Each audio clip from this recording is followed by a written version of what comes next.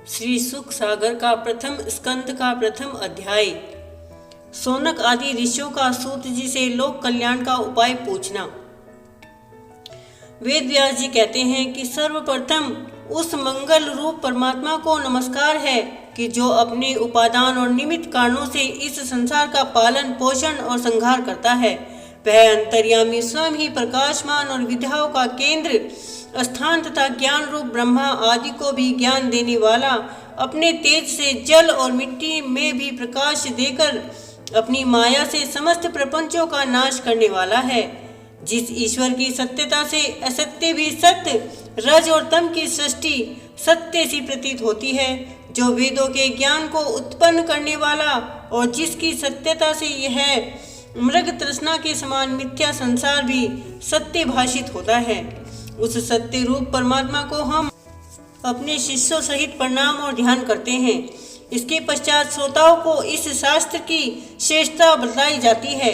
यह भागवत शास्त्र सब शास्त्रों से उत्तम और संसारी पुरुषों का परम कल्याण करने वाला है। इसमें अधोपांत परमार्थ वस्तु का ही विवेचन किया गया है कि जो ईर्ष्या रहित पुरुषों के जानने योग्य है। जो मनुष्य महर्षि वेद व्यास के बनाए हुए इस भागवत शास्त्र को सुनता है, उसके हृदय में उसी क्षण ईश्वर आ बसते हैं। यह वेद रूप कल्प वृक्ष का फल मुनि रूप तोते के मुख से गिरा हुआ अमृत युक्त है, जिसका रसावादन करने से घोर तप पापी भी मोक्ष को पा जाता है। इस कारण जब तक मोक्ष न होवे तब तक इस भागवत शास्त्र के रसमय फल को अवश्य ही चखते रहना चाहिए। एक समय परम पवित्र विष्णु क्षेत्र नेमिषारण्य में शौनक आदि ऋषियों ने स्वर्ग प्राप्ति के लिए हजारों वर्ष तक यज्ञ करने का अनुष्ठान किया। बड़े समारोह में यज्ञ होने लगा।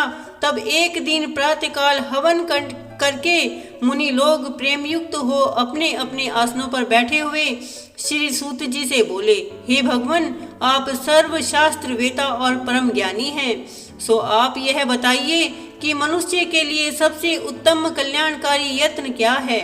उत्तम गुरु अपने शिष्य को सब कुछ बतला देते हैं, अतएव आप भी हम लोगों को यह बताइए। इस पर मुनीश्वर बोले, इस कलयुग में मनुष्य प्राय थोड़े आयु वाले और आलसी होंगे। उसमें न कोई शुभ कर्म हो सकता है और न ही वे कष्ट साध्य होकर यज्ञ व्रत आदि ही कर सकते हैं। वे हतभाग्य, मंद बुद्धि और सर्वदा रोग आदि से पीड़ित रह कर प्राय अशुभ चिंतन में लगे रहेंगे। उनमें यह शक्ति नहीं होगी कि वे अनेक शास्त्रों को सुनकर तदनुसार आचरण करें, क्योंकि अधिक शास्त्रों के सुनने से अधिक कर्मों का अनुष्ठान करना पड़ेगा, सो उनके लिए सर्वदा असंभव है। अतः उनके कल्याण के लिए आप अपनी बुद्धि से निकालकर कोई सुगम उपाय हम लोगों से कहिए कि जिससे जानकर इस संबंध में सर्वदा के लिए हमारी चिंता दूर हो जाए। इस पर सूत जी बोले, आपका कल्याण होवे। आप जानते हैं कि देवकी जी के गर्भ से श्री कृष्ण जी किस लिए उत्पन्न हुए थे, जो इस कारण को सुनने की हमारी बड़ी इच्छा है। यद्यपि हम जानते हैं कि श्री कृष्ण जी का अवतार मनुष्य की रक्षा और ऐश्वर्य के लिए होता है, तथापि इस संबंध में जो निश्चित मत हो वह आप हम लोगों से कहिए। जहाँ तक हम सबको ज्ञात है कि श्री कृष्ण जी का नाम लेने से मनुष्य आवागमन से मुक्त हो जाता है। श्री कृष्ण जी के नाम से वह आवागमन डरता है। हे सौम्य सूत जी, गंगा जल तो क्रमशः ही मनुष्यों को पवित्र करता है, किंतु श्री कृष्ण जी के चरणों का आश्रय करने वाले शीघ्र ही शांत लाभ करते हैं। तब भला उन कलिमल नाशक श्री कृष्ण जी के उत्तम चरित्रों को कौन नहीं सुनना चाहेगा, कि जो अपनी लीलाओं से उत्तम श्लोकों द्वारा सबके प्रशंसनीय और शिवादिक मूर्तियों को धारण करने वाले हैं। हे मुने, जिसके उद्धार चरित्रों को नारद आदि ऋषियों ने गाया, जो अपनी माया से लीला करने वाले साक्षात विष्णु रूप हैं, उनके मत्स्य आदि अवतारों की पुनीत कथा हम सबसे कहिए। श्री विष्णु जी के उन परम चरित्रों को सुनते हुए तृप्त नहीं होते हैं, परंतु वह प्रत्यक्षण हम सबको अत्यधिक स्वाद युक्त मालूम होता है, क्योंकि माया से मनुष्य रूपधारी गुप्त रूप होकर बलभद्र सहित श्री कृष्ण जी ने गोवर्धन आदि उठाकर अद्भुत कार्य किया है। वह बड़ा ही मनोरंजन और अनुमानित है। इसी कारण कलयुग को आया हुआ जानकर हम लोग बहुत दिनों के लिए यज्ञ का अनुष्ठान करके इस विष्णु क्षेत्र में आ बैठे हैं।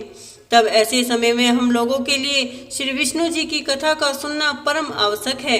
जैसे समुद्र के पार जाने वाले के लिए कोई चतुर केवट मिल जाए, वैसे ही इस सत्यहारी तथा गंभीर संसार को पार करने के लिए विधाता ने आपको हम लोगों के पास भेज दिया है।